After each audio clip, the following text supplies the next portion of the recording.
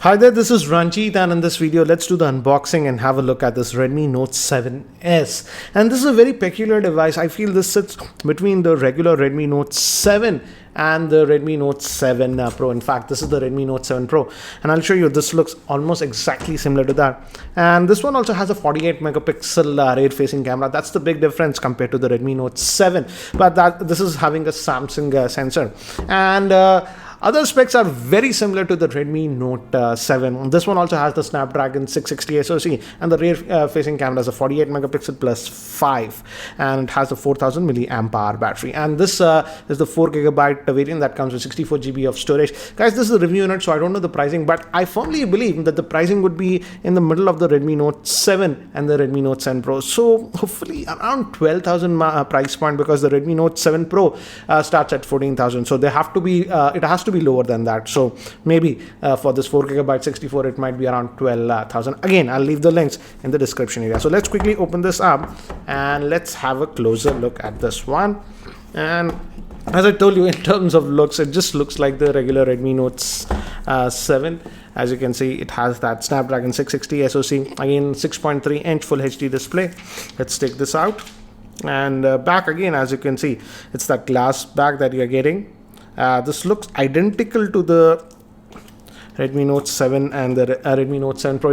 And again, we get the USB Type-C port, so that's actually nice. So you're getting a USB Type-C cable with this one, so that's nice.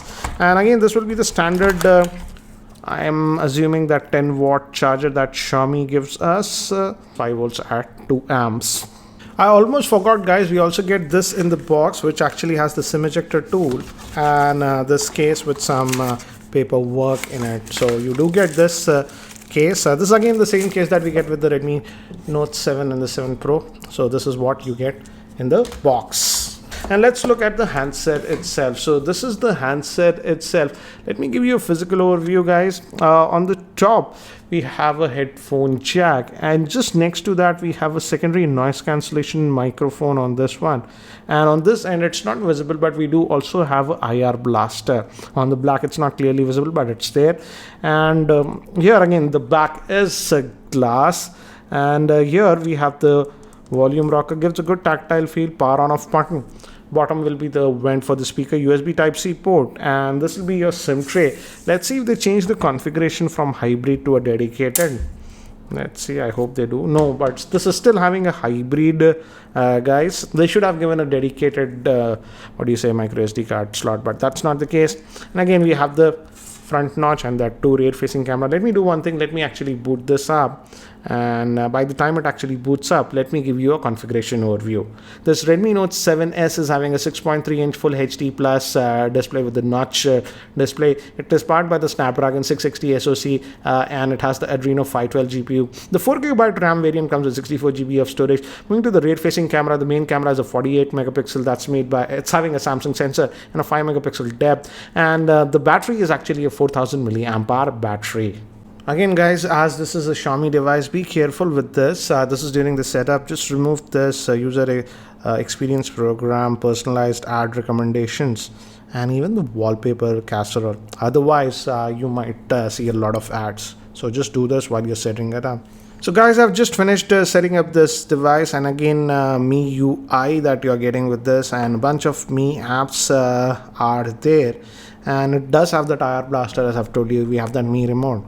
And if you go over here, we have the quick toggles over here. As you can see, a bunch of them. It's just downloading some stuff over here as of now.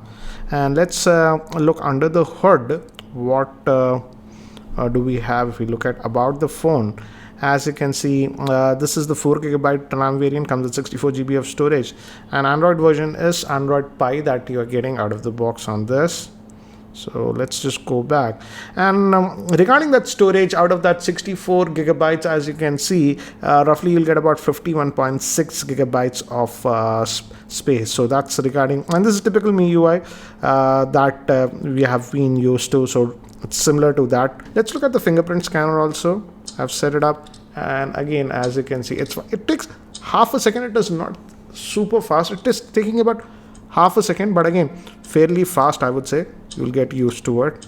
And let's do one thing, because the camera is the main difference with this one. So let me do one thing. Let's look at the shutter speed and stuff.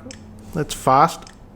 As you can see, Snapdragon 660 is a pretty fast processor. So portrait mode, I'm pretty sure for depth effects it is working, but it says move further from an object. I got that bokeh effect here. Here I see a lag in that processing. As you can see, for the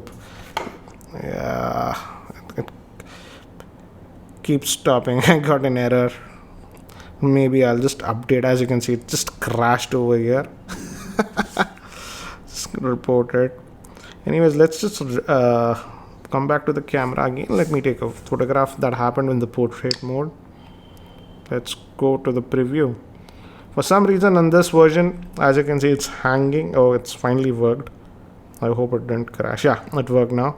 Got that bokeh effect, so maybe it was updating something in the background. And if we go to the front facing camera again, as you can see, we have that portrait bokeh mode here also. Let's just go to the photo mode. The UI is a little bit laggy for some reason. Maybe they need an update here. As you can see, that works. And we also have HDR and all those things. Let's just go to as you can see, the camera up is simply too buggy.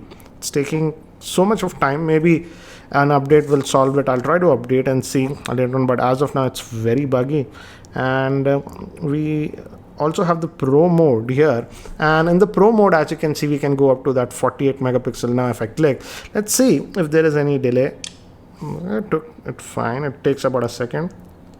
And yeah, this was taken in that 48 megapixel mode.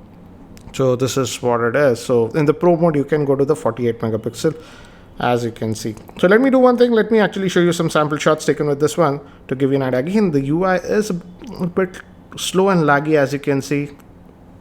But yeah, anyways, let me show you some sample shots.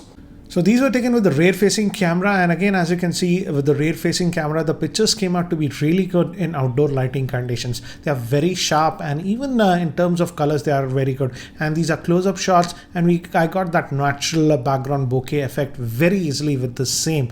And again, overall, I would say the exposure was very nice. The colors actually looked very natural.